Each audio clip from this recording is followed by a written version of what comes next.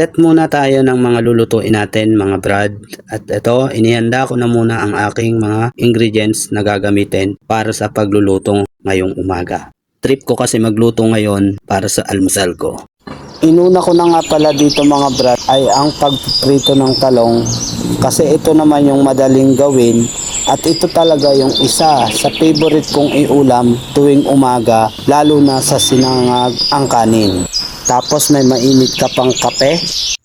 Dito mga brad ay nagprito muna ako ng itlog. So bali dalawa yung itlog na piprituhin natin dito para mas maganda ang paglalagay sa ating ihahandang food display para sa umagang ito.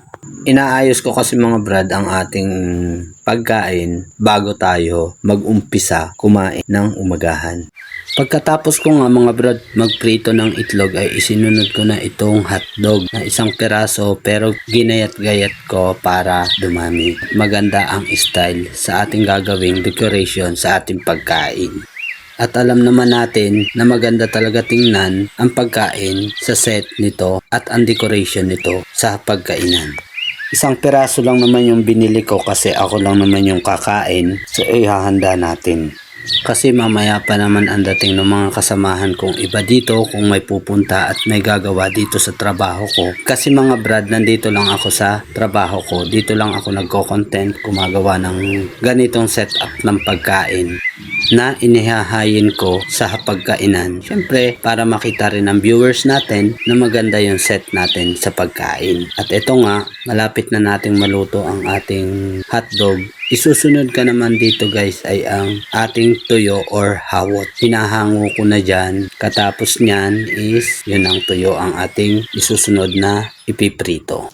Magpiprito naman tayo ngayon ng tuyo. Isang balot yung binili ko sa tindahan kasi solo lang naman tayo. Depende na lang kung may darating nga tayong kasamahan sa trabaho. Yan, ilang peraso lang naman yan pero medyo maliliit din kaya okay lang kasi tayo nga lang ang kakain. Ayan, pagkatapos nyan, then isusunod ko naman ay ang corned beef na may patatas.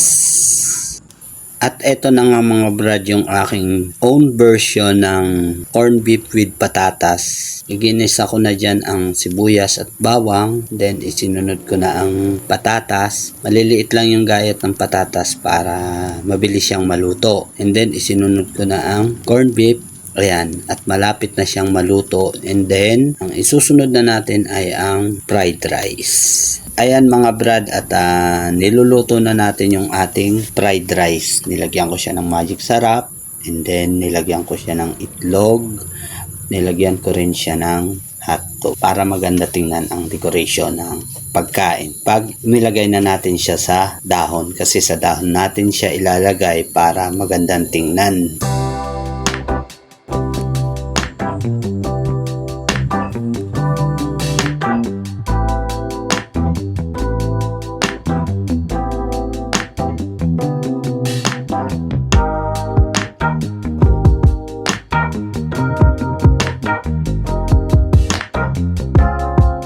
Dahil tapos na tayo mag-prepare mga brad, kain na tayo para mabusog na tayo at makapagtrabaho na.